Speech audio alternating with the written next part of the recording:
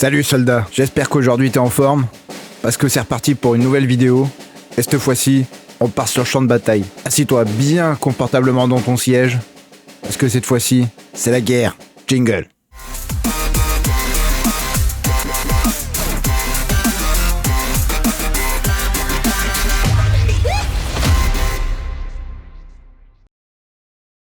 Et donc vous l'aurez compris, aujourd'hui nous partons sur le champ de bataille sur Battlefield 2042 bien sûr. Un jeu qui a été édité par DICE et développé par Electronic Arts et qui est sorti le 19 novembre 2021. Je suis un très grand fan de la série Battlefield, j'ai beaucoup joué au 5, j'ai beaucoup joué au 4, un peu moins sur le Battlefield 1. Et donc aujourd'hui, j'ai le plaisir de vous présenter cette vidéo qui vous montrera presque dans les moindres détails tout ce que ce Battlefield a à vous apporter. Nous arrivons donc une fois le jeu lancé sur ce menu assez simple qui présente les 3 modes de jeu principaux du titre, puisque cette année Battlefield n'a pas de campagne solo et est uniquement multijoueur, mais DICE s'est quand même amusé à nous faire quelques modes assez sympas. Ensuite nous allons passer, je vais vous montrer, je vais vous montrer donc un petit peu au niveau les réglages, ça peut être intéressant de voir un petit peu des réglages, ce qui est possible de faire. Donc ce qui est intéressant c'est l'ajout du crossplay, donc vous pouvez jouer contre des joueurs sur console. Bon, après l'affichage, après tout ça, ça reste assez classique, mais vous pouvez voir un peu plus en détail également comment le jeu va tourner. Toutes les séquences de gameplay qui auront été tournées auront été enregistrées en ultra. On tire un maximum profit de ce que peut donner le jeu. Puis j'ai un PC fait pour, donc on en profite. Au niveau du son et tout ce que vous allez attendre au niveau du jeu, moi je vous recommande de mettre un casque, un bon casque, si vous en avez un sous le coude, pour pouvoir profiter vraiment de l'immersion quoi. Un des points forts de Battlefield, et vous allez le voir puisque j'ai des séquences de gameplay à vous montrer, c'est vraiment l'immersion sonore quoi. Ils ont vraiment travaillé cette partie-là du jeu qui était moins présente sur les Battlefield précédents, ou en tout cas on les ressentait moins. Et là chez DICE ils se sont dit on va bosser un petit peu le côté sonore quoi. Bon après tous les réglages un petit peu, tout ce qui est accessibilité, tout ça. C'est intéressant de faire un petit peu le tour des réglages. Il y a très peu de youtubeurs qui le font, et des fois c'est dommage. Il peut y avoir quelques options intéressantes qui peuvent intéresser certains ou certaines d'entre vous, donc on en profite un petit peu pour faire le tour.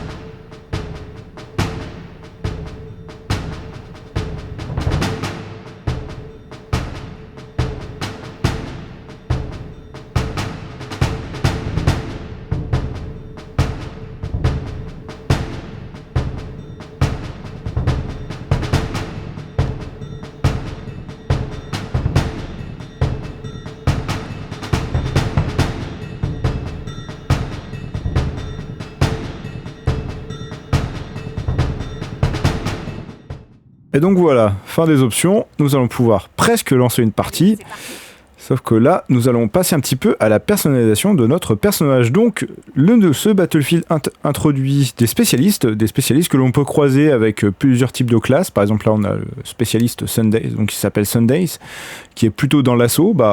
On pourra le mélanger avec des capacités de médic par exemple, en lui mettant la caisse de médic pour soigner les autres joueurs, ou on peut tout à fait lui rajouter des capacités de soutien pour pouvoir envoyer des munitions aux joueurs pas très loin de nous en cours de partie. On fait rapidement le tour pour vous montrer un petit peu tout ce qu'il y a. C'est quand même pas mal, et puis ça laisse quand même pas mal de choix vis-à-vis des possibilités. C'est-à-dire on a quand même un peu plus de liberté sur la personnalisation de notre personnage que l'on va incarner au cours de la partie. Voilà. Sachant que bien sûr, toutes les classes, tous les types sont toujours présents, le sniper, l'ingénieur, donc le soutien, le médic et puis l'assaut. Et sachant que dans chacun de ces types, on débloque au fur et à mesure de notre progression et au fur et à mesure des niveaux que nous gagnons, des nouvelles armes, primaires, secondaires et des nouveaux petits gadgets qui vont nous aider à être un peu plus forts sur le champ de bataille. On va pouvoir nous dépêtrer de certaines situations un peu plus facilement. Alors il y a quand même pas mal de choix pour le lancement du jeu. Après, faut pas oublier que ce n'est que le lancement du jeu de base, mais un Season Pass est disponible à l'achat et qui apportera du contenu supplémentaire un peu plus tard pour 2022. Voilà, donc là vous voyez un petit peu tout ce que vous pouvez débloquer. Et bien évidemment, la petite nouveauté, le Ranger, donc cette espèce de robot chien qui vient vous aider à faire quelques kills en plus. Et puis voilà, comme je le disais juste à l'instant, le passanéen. Et voilà, et c'est parti. Nous allons pouvoir lancer notre petite partie.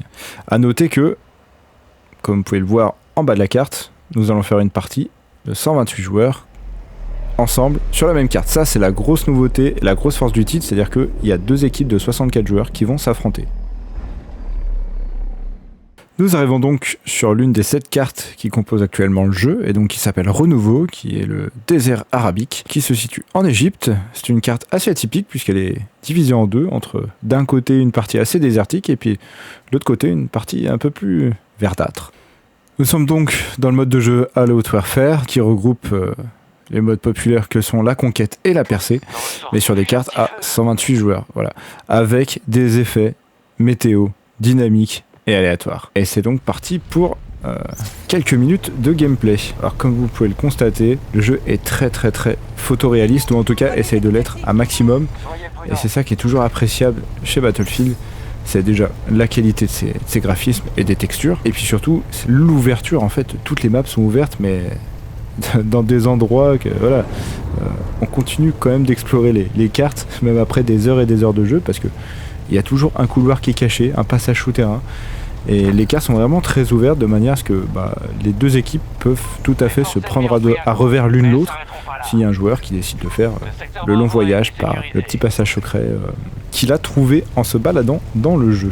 Donc là, petite balade en véhicule. À noter aussi que les sensations sont différentes des opus précédents. Bon là, je ne conduis pas le véhicule, mais je suis à la mitrailleuse, et force est de constater qu'il y a quand même un petit temps de latence, un peu plus simulation lorsqu'on tire avec la mitrailleuse. En fait, le temps que le rouleau de la mitrailleuse se mette à rouler et prenne les tours de manière à être assez rapide pour pouvoir tirer des balles, ça fait un petit temps de latence, un peu de perturbant au départ, mais bon, après on s'y fait, et puis surtout on prend l'habitude de ne jamais laisser le rouleau à l'arrêt. Comme ça, si un ennemi passe, il est instantanément tué, et ça permet d'enchaîner assez facilement.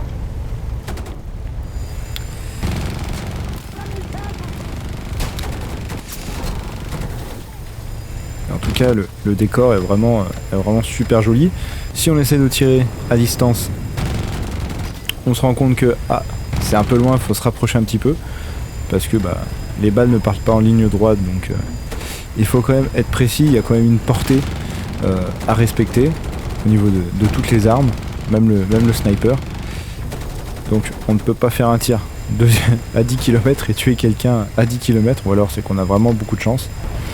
Le jeu étant aussi un petit peu récent, puisqu'il est sorti la semaine dernière, il y a encore quelques bugs qui sont présents. Ça sera logiquement corrigé très prochainement dans un patch, mais c'est vrai que voilà, là je me retrouve coincé, je ne peux rien faire, je vais me prendre 50 000 obus, et là je me retrouve en dessous cette jolie map. Voilà, donc bon, quelques petits bugs encore au passage, mais après rien de bien méchant. J'ai peut-être été déconnecté quelques fois, mais sinon ça va, il n'y avait rien de bien grave quand même, donc ça allait. Bon allez, maintenant on sort du véhicule et on va se faire un petit gameplay à pied, et donc on réapparaît à l'intérieur de ce bâtiment, donc pour vous montrer un petit peu la grandeur vraiment et la verticalité. En fait, c'est que tout est praticable, quoi. Non seulement c'est beau, mais vraiment tout est vraiment praticable. On peut monter aux échelles, aux escaliers, vraiment pour se retrouver tout en haut des toits, comme on peut prendre les escaliers et les échelles pour descendre en bas. Voilà, avec une vue vraiment une vue sur tout le complexe de la carte, enfin d'une partie de la carte. Non, vraiment, voilà, hop.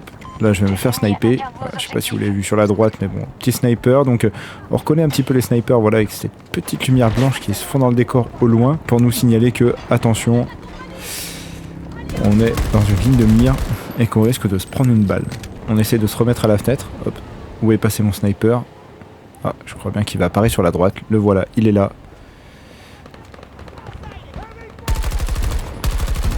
Et voilà. On s'est vengé. Bien fait pour lui. Donc, vous voyez, puis vraiment, il y a ces jeux de lumière avec les ombres. J'ai vraiment essayé de pousser le jeu au maximum, enfin j'ai même rien touché puisque tous les réglages ont été laissés de base, sauf le DLSS qui a été désactivé. Pour ma part, j'ai eu beaucoup de problèmes avec le DLSS sur certains jeux, comme Cyberpunk ou même Battlefield. Donc pour moi, ça dégrade plus les performances que ça ne les améliore. Donc par souci de précaution, j'ai préféré le désactiver pour garder une expérience fluide. D'ailleurs, je vous invite aussi à ne pas trop faire attention au framerate, donc au FPS qui s'affiche en haut à gauche de cet écran tout le long de cette vidéo, parce que je suis en train d'enregistrer, je suis en train de jouer en même temps, ça prend un petit peu de ressources, donc le PC est pas full ressources sur le jeu. Donc bon, ça peut faire baisser un petit peu le framerate et c'est ce qui fait que les images peuvent parfois sauter un petit peu. Lorsque l'on meurt, c'est un petit peu comme dans Battlefield 5, ils ont gardé ça, c'est assez sympa. C'est-à-dire qu'on peut demander à se faire réanimer sur le champ de bataille. Voilà. Il suffit d'appuyer sur la touche E, on demande une réanimation, on a le chrono qui s'enclenche. Et bien évidemment, quand le temps est fini, on ne peut plus se faire réanimer et hop, on se repositionne, le jeu nous repositionne sur la carte globale afin de nous redéployer au point que notre équipe contrôle. Voilà. Et le cas échéant, à notre base. L'un de nos objectifs est attaqué.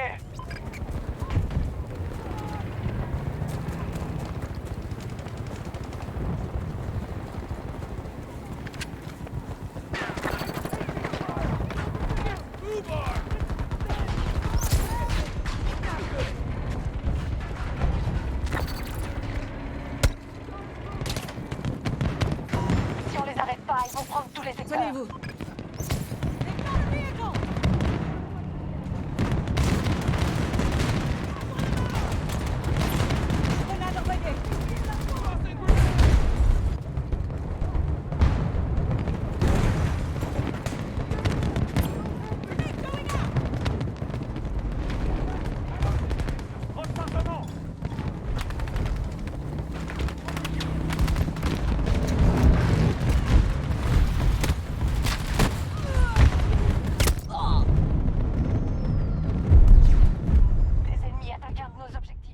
Les bases étant posées pour ce premier mode de jeu, et puis un petit peu sur le gameplay général aussi de ce Battlefield 2042, nous allons pouvoir partir à la découverte du deuxième mode de jeu, qui lui change quelque peu les règles du jeu, car ici, vous êtes dans la peau d'un petit commando, un petit peu à la manière de la Dark Zone sur The Division, pour la partie multi. Vous ferez donc partie d'une escouade et vous avez pour objectif d'aller collecter des informations qui sont disséminées sur une carte avec votre escouade. Et ces informations, vous avez pour but d'en collecter un maximum avec un timer qui s'enclenchera dès le début de la partie.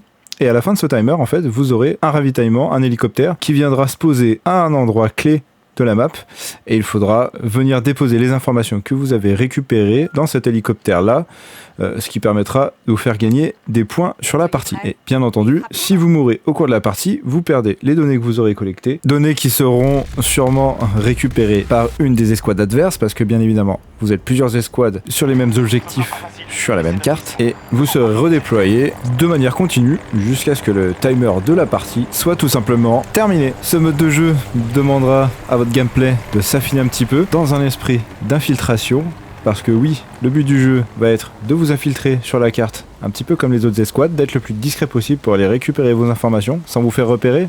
C'est là où il y a de bonnes chances que vous mourriez. De plus, les points que vous marquerez avec les informations récupérées seront comptabilisés sous forme d'argent in-game que vous gagnerez et qui vous permettront de débloquer deux équipements supplémentaires, un petit peu à l'image du premier mode que je vous ai présenté juste avant, pour petit à petit compléter votre arsenal et devenir la bête noire du champ de bataille. Je me retrouve donc ici avec mon escouade, équipé de ma petite lunette.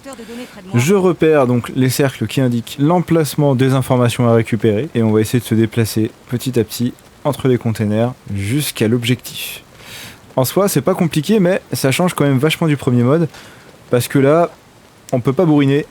On peut pas bourriner parce que tout simplement, on est dans une escouade et là, c'est l'esprit d'équipe qui est un peu plus mise en avant que le mode précédent. Donc on évite de mettre en danger son escouade si on veut essayer de quand même arriver jusqu'à un objectif.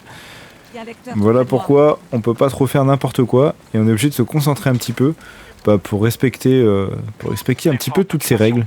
Alors à noter que j'ai pas précisé, mais là tout le gameplay que j'ai montré, je l'ai fait solo parce que j'ai pas de personne autour de moi qui possède le jeu et qui aurait voulu participer aussi au tournage de cette petite vidéo de gameplay. Mais il est tout à fait possible de jouer à tous les modes du jeu avec des amis bien sûr en escouade. Donc là si j'avais eu 3 autres joueurs ou joueuses, bah, on aurait pu tout à fait créer une escouade de 4 et partir comme ça en vocal en direct pour jouer les objectifs. Ça aurait été tout à fait possible.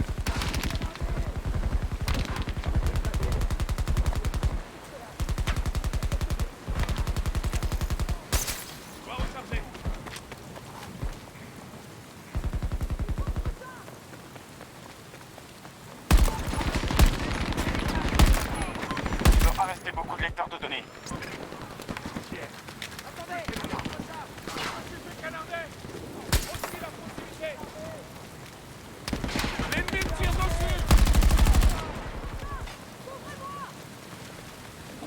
J'ai besoin de recharger.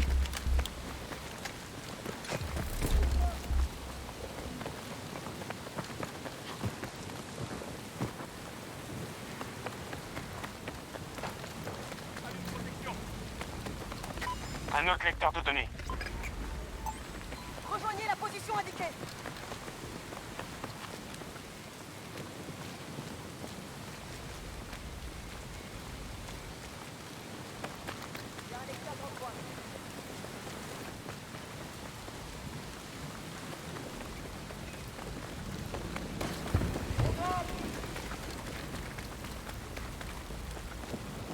À mon avis, il y a plus beaucoup de lecteurs dans le coin.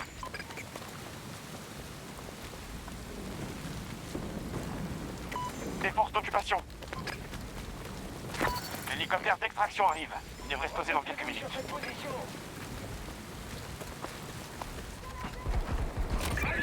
Notre escouade a lâché un lecteur de données. Récupérez-le. Tu vas t'en sortir.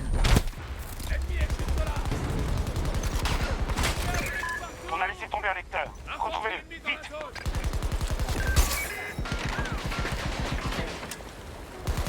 Notre camarade est à terre. Les renforts sont presque arrivés. Maintenez le signal.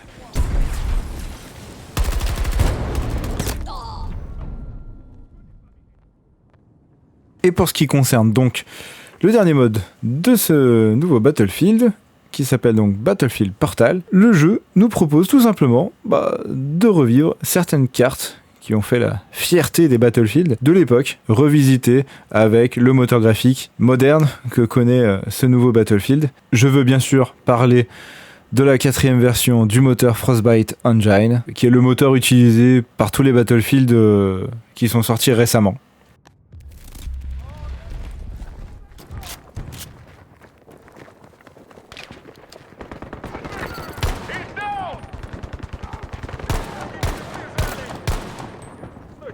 Dans ce mode de jeu que vous voyez actuellement, les règles sont assez simples. Il suffit juste d'aller tuer le VIP qui se trouve dans l'équipe adverse. Bien entendu, dans l'équipe où je me trouvais, j'avais aussi un VIP à défendre. Des règles somme toute assez basiques. Après, je vous avouerai que bon, ces petites cartes remaster de certains des Battlefield passés sont quand même intéressantes. Ça fait toujours plaisir de remettre un petit peu les mains dessus. Moi, j'y avais pas particulièrement joué à l'époque parce que bon, j'avais pas de bécane pour. Mais c'est pas forcément le Battlefield Portal n'est pas forcément le mode qui m'attire le plus sur ce nouveau Battlefield, je dois bien l'avouer. Les deux autres modes sont quand même beaucoup mieux, je trouve, et rajoutent vraiment une petite note intéressante à la licence. Voilà.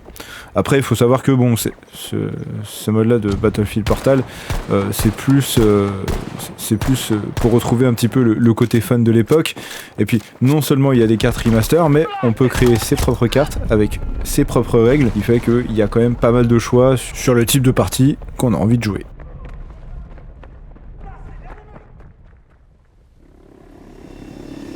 Et pour conclure cette vidéo qui, je trouve, est déjà un peu trop longue, de prime abord, malgré quelques soucis techniques, ce Battlefield est quand même une réussite.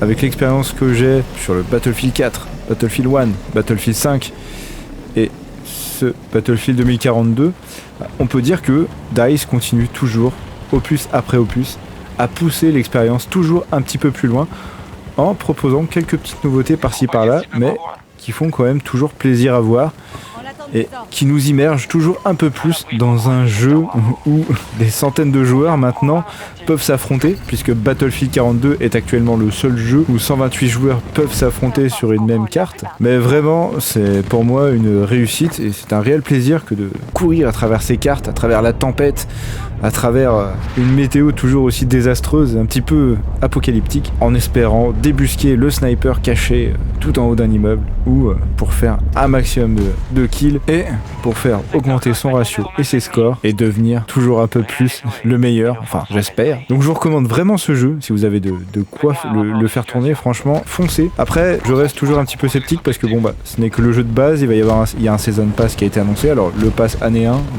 qui dit année 1 dit peut-être année 2. On verra bien ce que ça va donner pour la suite. De toute façon, il y aura sûrement une vidéo de mise à jour lorsque le nouveau contenu sortira, au fur et à mesure qu'il sortira. On ira prendre la température sur ces nouveaux éléments. Voilà. Eh bien écoutez, nous allons conclure définitivement cette vidéo en espérant qu'elle vous aura plu. Alors je suis désolé si ça a été un peu plus long que d'habitude.